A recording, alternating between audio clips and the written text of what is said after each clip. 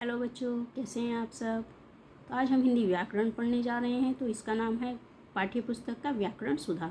ये कक्षा 3 की पाठ्य पुस्तक है। तो चलिए देखिए इसमें आज हम क्या पढ़ते हैं। तो आज हम सीखने जा रहे हैं कहानी लेखन। तो कहानी तो आप सभी को अच्छी लगती होंगी। तो उसी के विषय में कि छोटे बच्चे किस प्रकार से कहानी लिख सकते हैं, उसी के विषय में आज हम सीखने जा रहे हैं। तो देखिए, कहानी लिखना एक कला है। नीचे दिए गए चित्रों को देखकर कहानी पढ़ो और लिखना सीखो। तो यहाँ पर देखिए, यहाँ पे कुछ चित्र दिए गए हैं। तो इन्हीं के विषय में हमें कहानी लिखनी है। तो इस कहानी का शीर्षक है सच्चे मित्र। तो देखिए यहाँ पर क्या है, एक हिरन है और एक चूहा है। तो देखिए इस कहानी के वाक्य। एक जंगल में हिरन, कौवा और चूहा रहते थे। तीनों में गहरी मित्रता थी। वे एक दूसरे के सुख दुख में काम आते थे। तीनों का जीवन बड़े आनंद से बीत रहा था। इस प्रकार से इस चित्र के ऊपर हम ये वाक्य लिख सकते हैं। इसके बाद देखिए दूसरा चित्र। एक दिन प्रातःकाल तीनों मित्र भोजन की खोज में चले। हिरन आज हरी घास खाना चाहता था। वह घने जंगल की ओर चला गया। वहाँ पर वह एक शिकारी के बिछाए जाल में फंस गया। तो देखिए यहाँ पर शिकारी के जाल में हिरन फंस चुका है और कौवा उसे देख रहा है। तो इस चित्र के ऊपर हम ये वाक्य लिख सकते हैं। तो अब देखिए दूसरा चित्र। कौवे ने हिरन को जाल में फंसा देख लिया। तो यहाँ पर देखिए कौवा है और उसने हिरन को जाल में फंसा देख लिया। वह चूहे को अपनी पीठ पर बिठाकर वहाँ ले आया। तो देखिए यहाँ पर चूहा भी है। तो कौवा इसको अपनी पीठ पर बिठाकर यहाँ पर ले आया। चूहे ने जल्दी से जाल को कुतर डाला। तो इस चित्र के ऊपर हम ये वाक्य लिख सकते हैं। अब देखिए यहाँ पर एक शिकारी है, हिरन है, कौवा है और चूहा है। और देखिए इसके ऊपर वाक्य। शिकारी को आता देखकर कौवा काँव काँव करने लगा। तो यहाँ देखिए कौवा काँव काँव करने लगा। कौवे की आवाज़ सुनकर हिरन छलांग लगाकर भाग गया। तो यहाँ पर देखिए हिरन छलांग लगाकर भाग रहा है।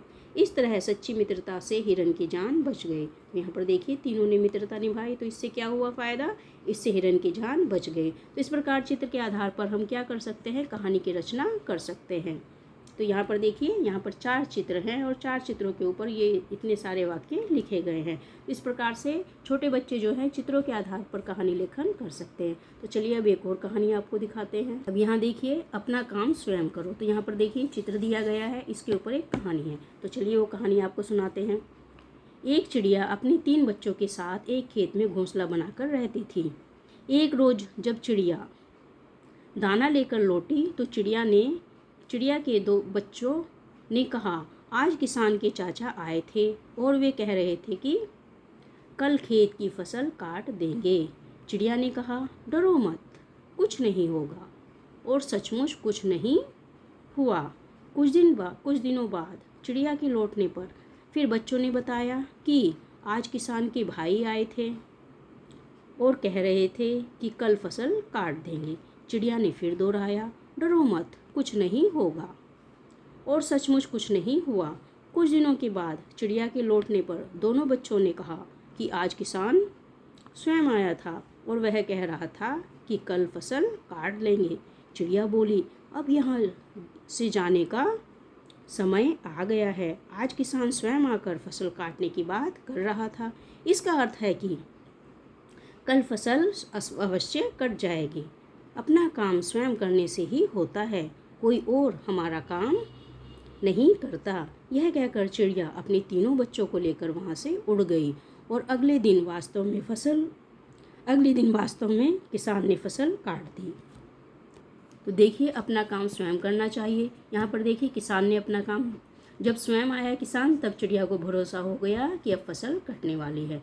तो इस प्रकार से कैसी लगी आपको ये कहानी। आशा करती हूँ कहानी आपको पसंद आई होगी। यदि पसंद आए तो चैनल को सब्सक्राइब कीजिए, लाइक और शेयर कीजिए, ताकि लगातार आपको इसी प्रकार से हिंदी व्याकरण के पाठ मिलते रहें।